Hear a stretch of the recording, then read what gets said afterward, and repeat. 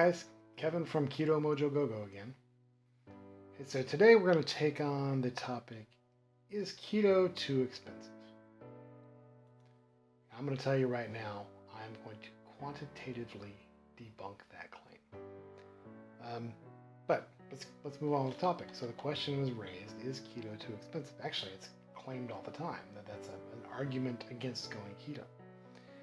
Well, I'm going to start off with saying that perhaps, you can spend in a crazy fashion, and no matter what dietary lifestyle you pick. I don't care if it's the standard diet, where you're buying nothing but Starbucks coffees all day and eating out all the time, or buying very expensive processed food, box of cereals, $5, for God's sake. Vegan diet, you can spend lots on tofu and fake chicken and fake meat and those type of things. So that gets expensive if you're buying that from the grocery store. But let's take another example. Let's look at Weight Watchers. So if you were part of the Weight Watchers program and buying their food, the average cost is, in 2010, it was $716 every month per person, which averages out to be about $90 a pound, which is astounding. If we look at Jenny Craig, in 2018 dollars this year, it would run about $725 a month, depending on your meals and snacks, and if you're paying for shipping, or if you've got a local Jenny Craig store around that you can pick up food from. So I don't care what program you go with, they can cost a lot of money.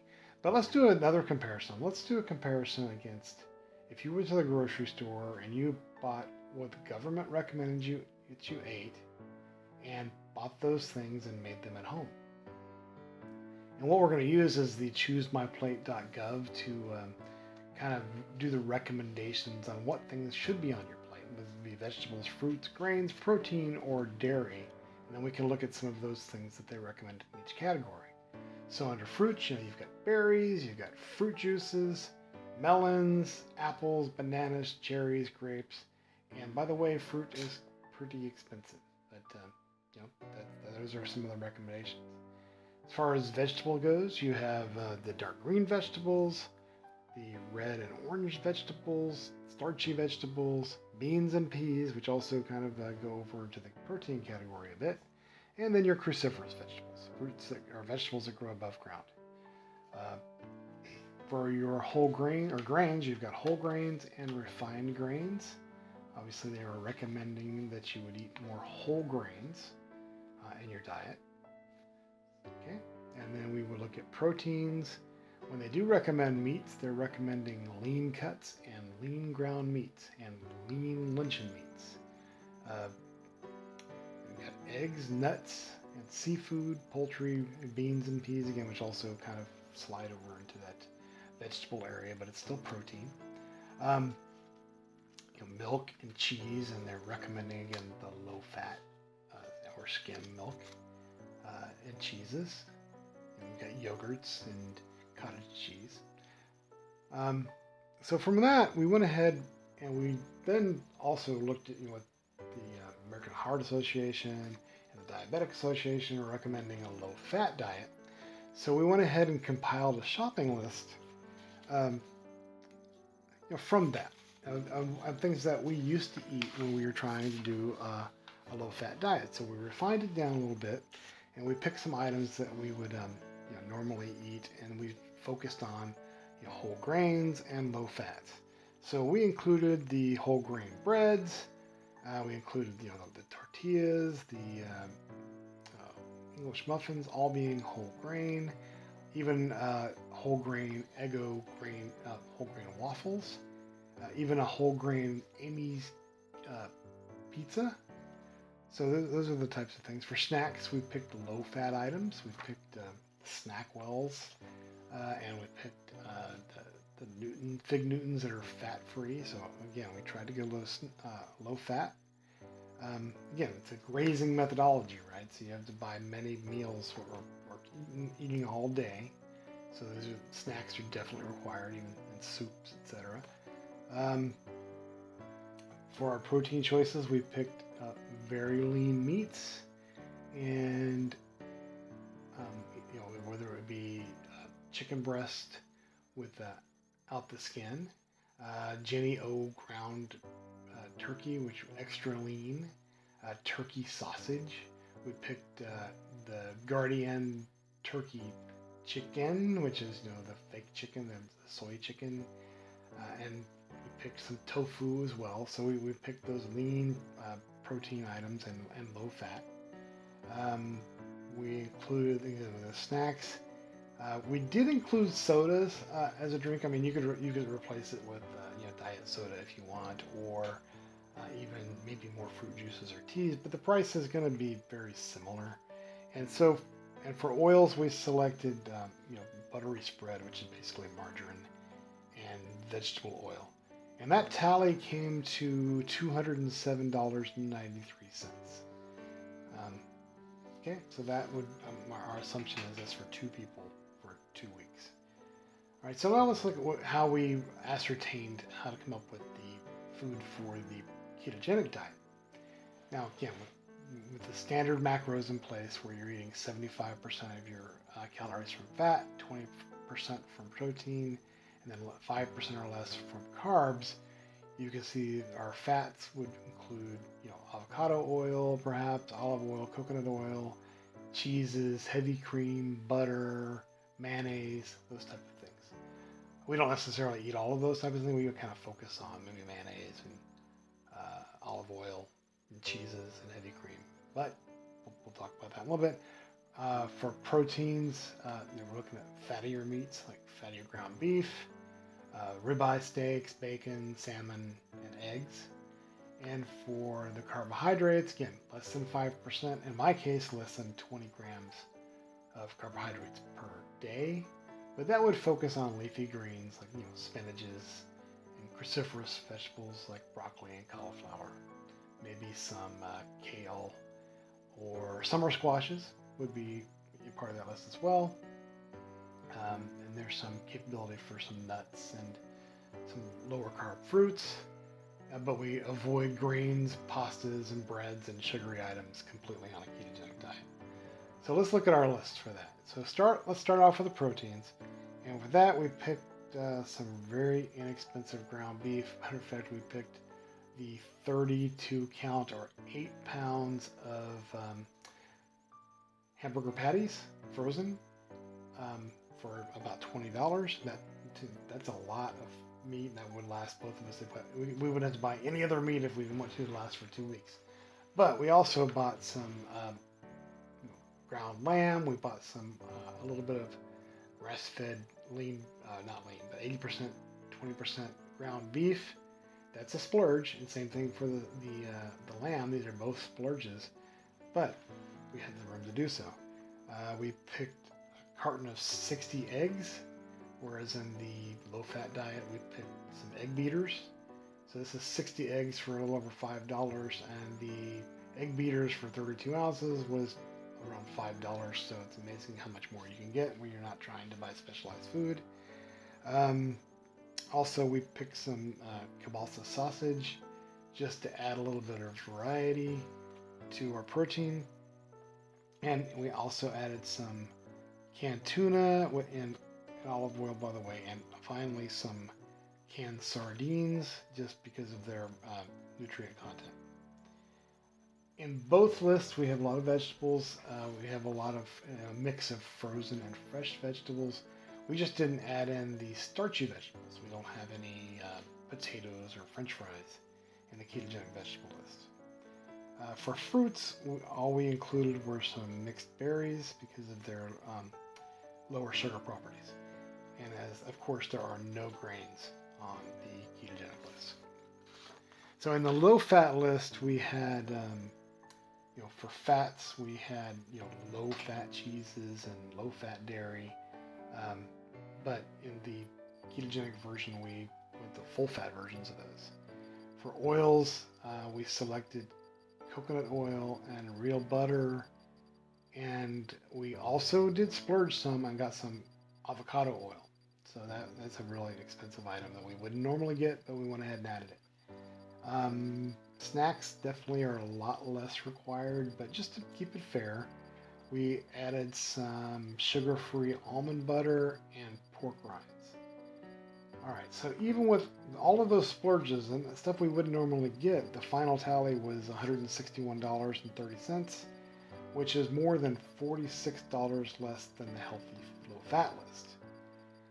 Okay, well, let's look at a breakdown of how that would have worked out, comparatively between the food groups. So as you can see on the left is the ketogenic diet, and protein is a much larger bucket than the protein on the low-fat side, right? $67 to $34. And in the ketogenic diet, that's where you're going to get most of your nutrients. Vegetables are very similar in size, but the one thing you can notice with the low-fat diet is that no one food group dominates, right? It's a pretty even spread. Whereas in the ketogenic diet, the proteins, vegetables, and oils are the top three. All right, well, let's move on to a little bit different look where we can see how they stack up against each other. So as you can see here, where protein is much higher in the ketogenic diet compared to the proteins in low fat. Vegetables are very close. I say the only thing we do is we remove the starchy vegetables. Otherwise, they're pretty much the same. Quite a bit more cost in dairy because you're focusing on low fat or non-fat, which ends up costing a little bit more, and you're eating more of it. A lot more snacks in the low fat diet because you do tend to snack more because the recommendation is to kind of graze all day. And the ketogenic diet, you might only eat twice a day. Maybe some people only once a day. So you need a lot less meals. You're not snacking as much. Another big takeaway is look at grains, convenience, and bread are non-existent in the ketogenic lists. And as far as convenience food, we picked some lean cuisines. I think we picked 5 of them, and one Amy's Pizza to make up for that difference. Again, there's no convenience foods in the ketogenic list. Okay, let's take a look at analysis by category, and we'll start off with protein so we can see some of the details. All right, so let's start with the low-fat list. Okay, so the low-fat proteins, which is here in red, we picked some skinless chicken breasts, some really lean ground turkey, the egg beaters, tuna and water, the Guardian fake chicken strips, some tofu, and some turkey sausages, all very lean. And then for the ketogenic diet, we started off, the biggest price cost was that, the beef patties, 8 pounds of beef patties for about $20. Then we did the ground lamb, which is delicious, by the way, and the chicken thighs. Now, one thing you'll notice here is the chicken thighs that have the skin on them and the bone, $6.30 versus the 4 to 6 pounds of chicken breast. Boneless, skinless is $11.94, so it's about twice the cost there. The 60 eggs versus the egg beaters, again, similar in price, but you get a lot more eggs. A little bit of grass-fed beef. Of course, there's some bacon, some tuna and oil, and the sardines, and the smoked kielbasa. So you can see how that stacks up. The next we'll look at is the vegetables. And as you can see, we mentioned before, they're very similar list. We're just lacking the, we don't have any edamame. We don't eat much soy in the ketogenic diet. We just avoid it. No black beans, no French fries, and no russet potatoes, right? So that's pretty much the difference in cost there. Let's move on to dairy in the next on the list. As you can see, we picked full fat items versus low or no fat items. Didn't buy any milk, but we could buy almond milk in the other. Light sour cream versus full fat sour cream. Reduced fat cheese versus just sharp cheddar cheese, not trying to reduce the fat. And mozzarella versus mozzarella, one's low fat, one's not. So there's a difference there. And let's move on to the next list. Would be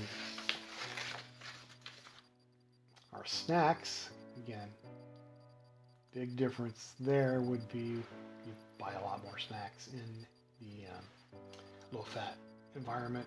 So we pick some Weight Watchers fudge bars and reduced fat potato chips, artisan nut thin crackers, some veggie chips. So all these things are very, healthy sounding. They're low fat, they're veggie, fiber one oatmeal raisin soft baked cookies, lots of fiber and things like that. So that's what we focused on, and very little snacking. Some pork rinds and some sugar-free almond butter. If we look at next the convenience, as I mentioned before, you can see there's nothing on the ketogenic side, but we've got some lean cuisine meals and some Amy's organic pizza on the other side. If we look at grains, again, another one that there's nothing again on the ketogenic side, but there's cereals, there's quinoa, there's rice, there's Honey Bunches of Oats cereal, there's some Belvita breakfast biscuits, some oatmeal, and some pasta. So I mean that kind of rounds out the difference.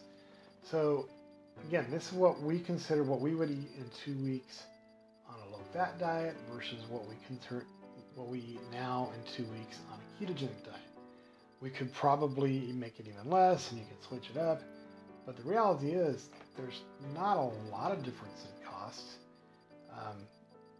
Definitely not a huge cost. I mean, we could always add MCT oils and collagen powders and things like that if we really wanted to. But the point is that there really isn't a huge cost in eating a ketogenic diet if you don't want to. I mean, if you can do it all on ground beef if you absolutely wanted to, and broccoli and cauliflower. But having said that to me just kind of proves that the ketogenic diet is not more expensive. It's not a rich man's diet. You can go very inexpensive. And there's even people that do a vegetarian ketogenic diet. Not this little gray duck though. I don't do that. So anyway, that's what we've got today. I just wanted to kind of show numerically how the cost of a ketogenic diet stood up against a healthy low-fat diet that's recommended by the government. Anyway, so if you guys have any questions, again, here's the recommendation. For a ketogenic diet, you're going to eat until you're full.